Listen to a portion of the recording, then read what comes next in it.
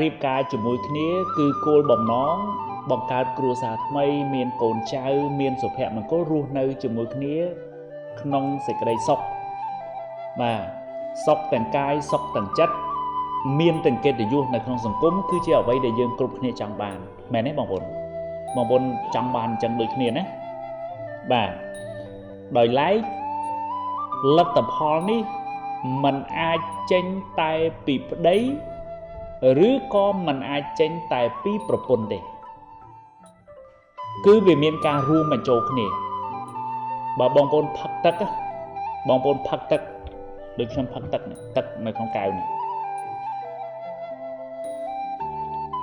ផឹកជាឧទាហរណ៍ហ្មងខ្ញុំផឹកទឹកប៉ុន្តែបើយើង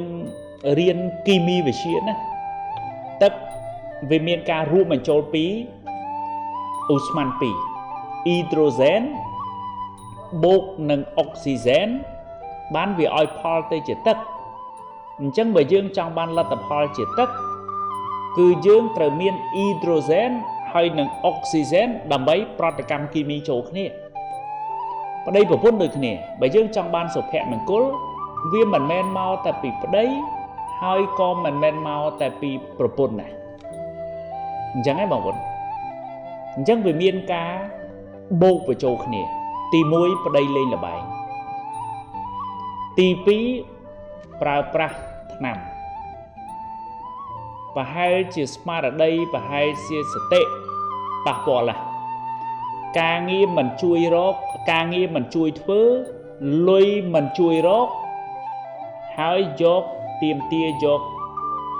ប្លង់ដីប្លង់ផ្ទះរបស់របរដែលមានតម្លៃហ្នឹងគឺយកទៅលក់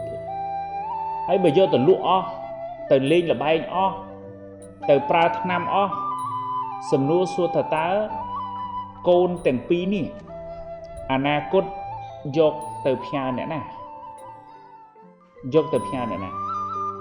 ជាគំនិតយោបល់របស់ខ្ញុំហើយ